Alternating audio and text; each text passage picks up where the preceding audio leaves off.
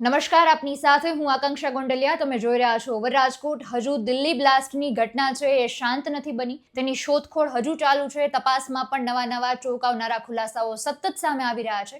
એની વચ્ચે જમ્મુ કાશ્મીરના નૌગામના પોલીસ સ્ટેશનમાં અચાનક એક વિસ્ફોટની ઘટના સામે આવી છે. 9 લોકોના મોતની વાત છે જમ્મુ કાશ્મીર દ્વારા કરવામાં આવી છે. જમ્મુ કાશ્મીરના નૌગામના જે પોલીસ સ્ટેશનમાં અચાનક જે વિસ્ફોટ થયો છે, તો ફરી એકવાર જ્યારે આ ઘટના સામે આવી એટલે સૌથી પહેલો શબ્દ મનમાં આવ્યો કે આ કોઈ આતંકવાદી પ્રવૃત્તિ છે, આતંકવાદી ષડયંત્ર, આની પાછળ પણ જવાબદાર હોવું જોઈએ.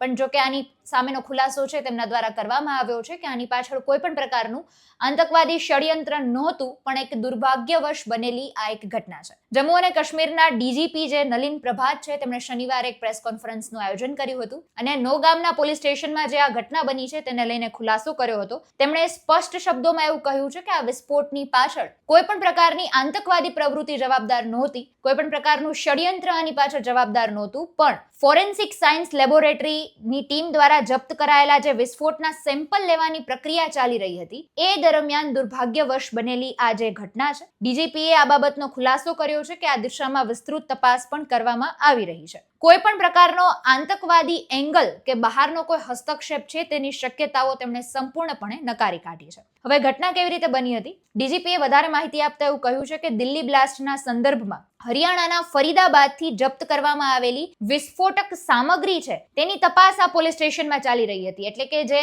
આ દિલ્હી બોમ્બ બ્લાસ્ટની ઘટના છે તેને લઈને જે દિશામાં તપાસ ચાલી રહી હતી, પણ બધી જે સામગ્રી છે વિસ્ફોટક સામગ્રી હતી અને તેમાં તપાસ ચાલી રહી હતી ને એ દરમિયાન લગભગ 11:20 એફએસએલની ટીમ સેમ્પલ લઈ રહી હતી ને તે દરમિયાન આ આકસ્મિક વિસ્ફોટ થયો હતો અને એમણે એ પણ પુષ્ટિ કરી છે કે આમાં 9 લોકોના મોત નીપજ્યા છે. એટલે આ જે વિસ્ફોટની ઘટના સામે આવી છે ખૂબ દુઃખદ છે, પણ એની પાછળ કોઈ આતંકવાદી એંગલ જવાબદાર નથી. એફએસએલની ટીમ જે સેમ્પલ લઈ રહી હતી, બધી તપાસ કરી રહી હતી, એમાં આકસ્મિક રીતે બનેલી આ ઘટના છે.